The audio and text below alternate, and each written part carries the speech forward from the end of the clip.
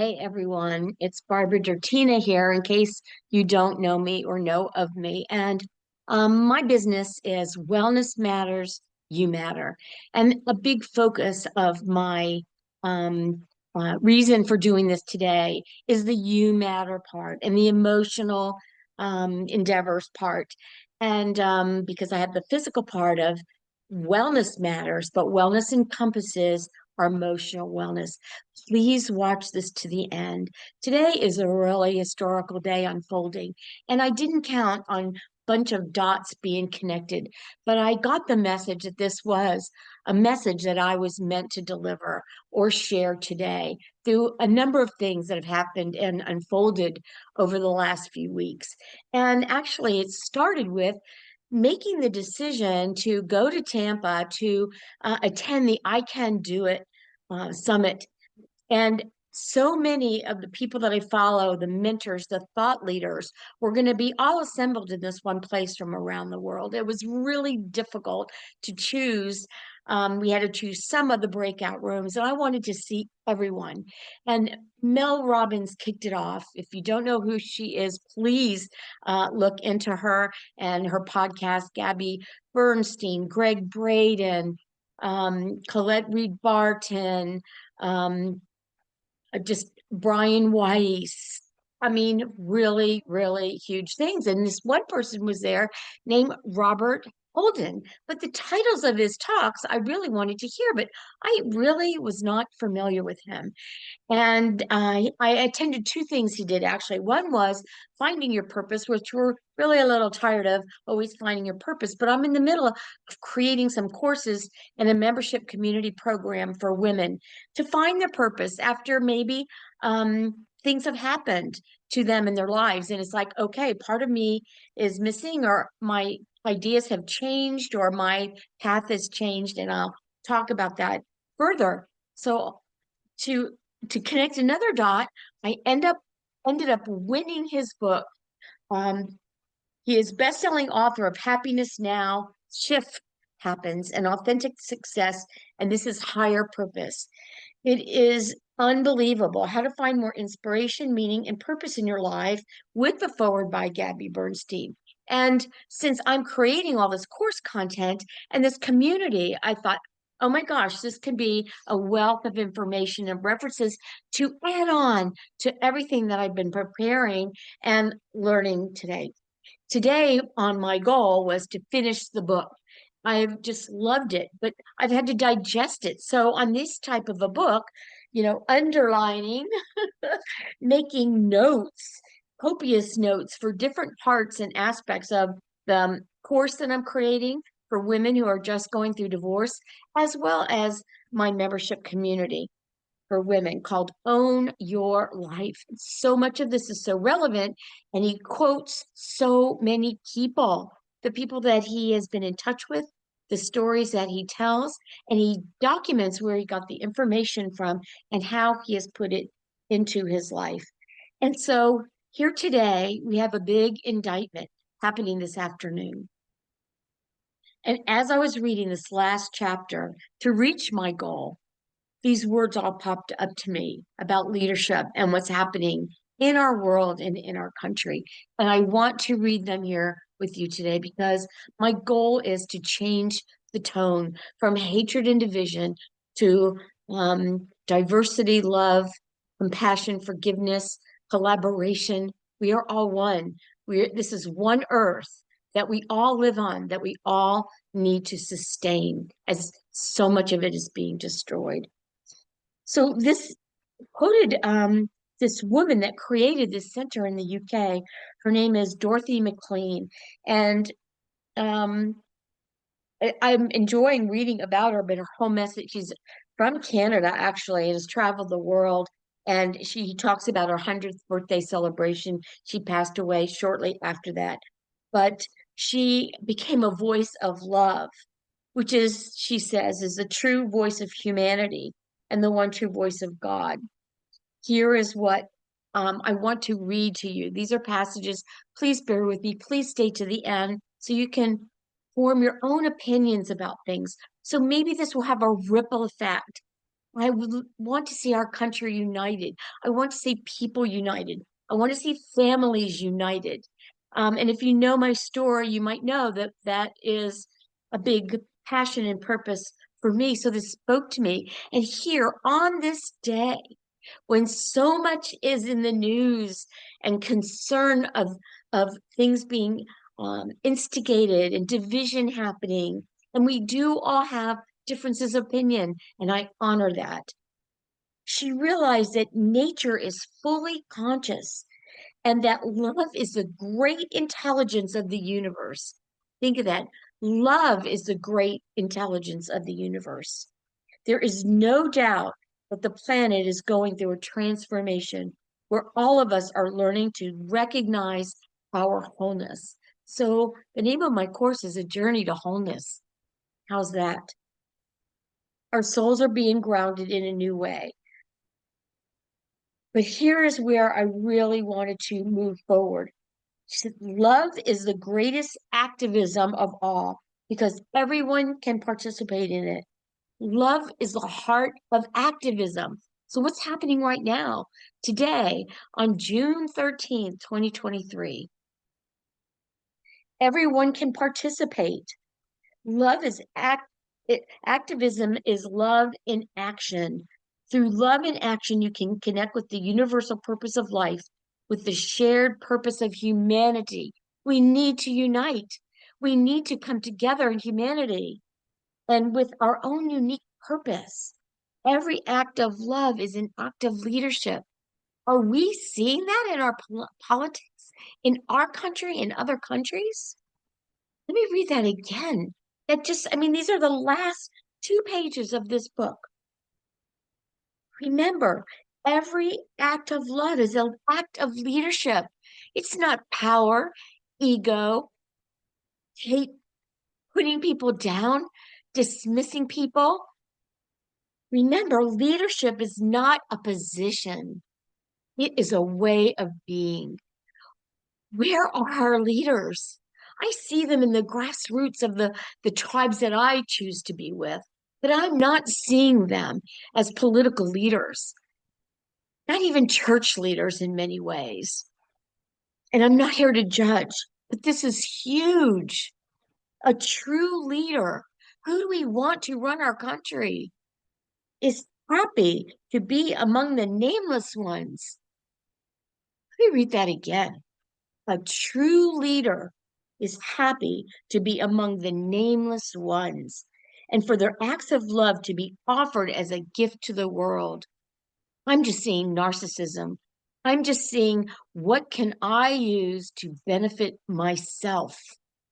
Power is a difficult thing, and we see it running as a thread through many countries, but I've never seen anything like it in our country. I've been so proud that we were an ongoing democracy, and now I see how fragile democracy is. So please take these words in line and to heart. If we all start doing this, we can turn it around. Every little act of love, it doesn't matter. There are no big loves, no small loves. And I have more to read. When we are on purpose, can our purpose be democracy? Please? Can our purpose be coming together? Do we need to shoot anybody that does not agree with us? We are sustained by the love that is our mission. We are here to love humanity into a new stage of existence. With enough love, we can each participate in a new kind of politics. Let me read that again. With enough love, we can each participate in a new kind of politics. Because I'll tell you what, this hateful politics certainly isn't working. A lot of people are dying, and a lot of people are miserable and unhappy. And each one of us is an activist, a leader, and a happy warrior. So we can do our part. I have felt rather helpless. I don't know if you have too. What can I do? How can I help to save democracy? How can I help us to come together? I have enough division in my family, and I feel that my mission and purpose, and especially after reading this book and being called to do the work that I am doing, is to bring people together. I've always been a catalyst for that, but not at the bigger level that I want to be, the bigger level where I feel that I can do by going through the things that I have been through. And that's one thing he talks about. Walking through your wounds is what brings you to your purpose and how you find them. I'm going to read a little poem, but there's a huge one at the end that I have to. Please stay to the end to read this. These are not my words. Does it speak to me? Yes, that's why I feel really um, purposeful in sharing this today, because we can shift. Our thoughts create everything. So if we can shift our thoughts to go the opposite direction from hate, division, classification, judgment, resentment, erasing people, erasing populations. Who is the happy warrior? Who is he that every man in arms should wish to be?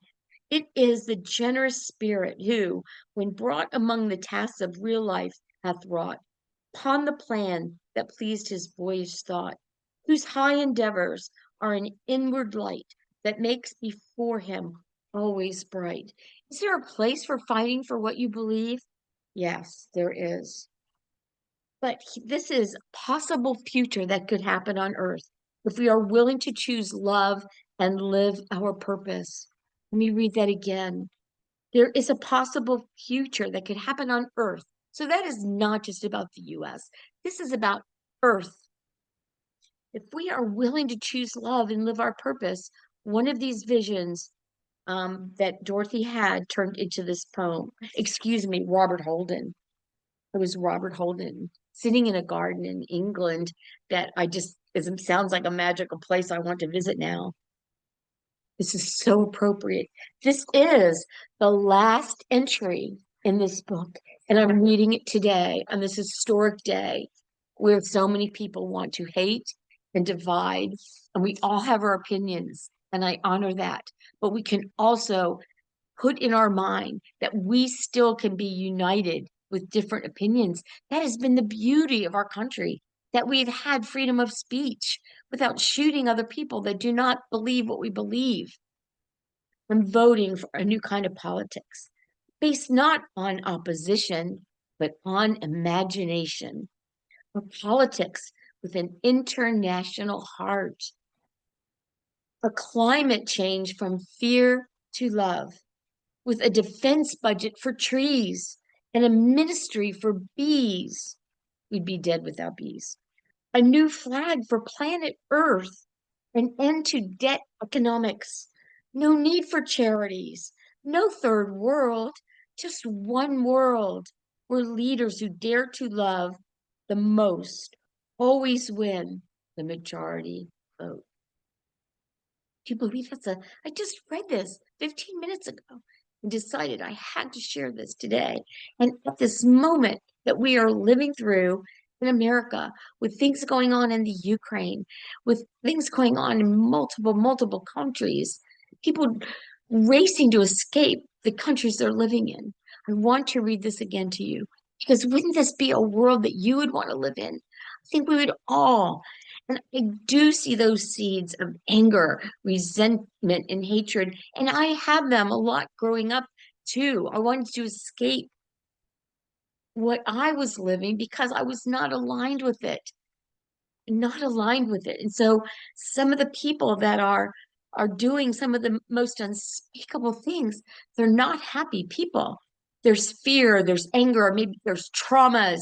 We have to look at what is that seed, what is that darkness, what is that dark hole, and how can we help humanity as parents? And that is really where I started. And I started talking about things such as living with a child that committed suicide, parental alienation, alienating the other parent that you bore and created the seeds for from the other parent. And that child is part of two, not one, but it's rampant. Those are two things, but this is a higher level and a higher purpose beyond that because I can't be in that darkness anymore. I want to bring the light to all of these issues. And so by being in a universal conversation. These are universal principles. All of those things can change. So it doesn't have to be just one passion for one segment. It's like an eagle soaring above the fray, all of the fray. If I fly over here, I see this. If I fly over this house, I see that. If I fly over this jail, this country, the ocean, the plastics, it's massive. Let me read this again because this applies to all of us. And if I change one person's thought pattern, if you do one kind thing, one thing out of love, and I didn't read these paragraphs, there is no judgment on a big love or a small love. It all counts. It all matters. You matter. And all of the children and people taking their lives and the rates of that going up, being hinged and not wanting to be here or not happy in their mind of what's happening. A lot of this can be because of our situation, the energy that is existing right now on this planet, and how we can bring it to a higher level. And I've been in several movements of that to work with vibration, to work with energy, to work with sound vibration. Because we are all energy. We're energy in water. So, what happens with the moon? I know I'm going on a tangent, but I realize that many people might not realize the magnitude of what we can do with doing so few things and getting to the root. I'm all about root causes of things. Hmm, maybe that's why this speaks to me than just speaking for a cause. And I had to leave some of those causes actually because there was so much darkness, division, and hatred. And I thought I can only do this through showing love and prayer to shift it. And that's what exactly what this reading is. But did you know that, uh, like, the cycles in the moon and the tides and the water? I mean, we had a hurricane in Florida a couple years ago, Hurricane Michael, that hit with at the highest tides and a full moon. So it's energy, it's water, and we can be very, very affected by that. And we can affect other things like that. And we know through the study of water, when you put love and give love to water, the crystals are very different than the water that is shown hate and anger. Go read about it in Mutu. And Motu, I think, is his name. I've said his name a million times, and right at this moment, it's not coming out correctly. But I'm going to read this poem again because today is a political moment in the United States of America. And it can be one of hate, division, or it could be one of love and one of collaboration. I'm sorry, my phone is ringing. This is real. I'm voting for a new kind of politics based not on opposition, but on imagination. How can we come together? Where are our leaders that can bring us together? A politics with an international heart. We are not an isolated country anymore. We are all entangled all over the world because of the technology that we have. A climate change from here to love, from fear to love. Fear creates so much anguish and hurt in our world. With the defense budget for trees, losing our carbon dioxide and our oxygen levels and our atmospheric properties, and a ministry for bees. Talked about bees and this as well. And it is so huge because they work together individually, but they also work together for a colony. So that could be a country and the universal aspects of humanity. And we all know that without bees, we would not be here. Such a small thing, and they live a short life. A new flag for planet Earth. Yes, let's stop separating and start uniting. An end to debt economies. That's a big topic right now. When does it stop? The haves and the have-nots, it's becoming wider and wider. And who is paying the most? No need for charities. Oh, because we really are givers. We are givers at heart. Look when there's a disaster, how everyone rallies for the earthquakes, for the floods, for the hurricanes, for the fires. No third world, just one world. We're leaders who dare to love the most always win the majority vote. I know we have a scarcity of leaders wanting to enter the arena because of how toxic it is. Where are our leaders of love? I know Marianne Williamson is returning to the ring. We can do this, everyone. Please I hope this creates a seed in you or someone you know. Please pass this on. Please make this viral because if we all do our small part, do you know how much little the bees do as a small part? Yet they create the flowers and all of their food. We would not be here without bees. So be like a bee. Thank you so much. And may this day change us in ways that are positive instead of negative. And so it is. Coming to you from Florida, Barbara Gertina.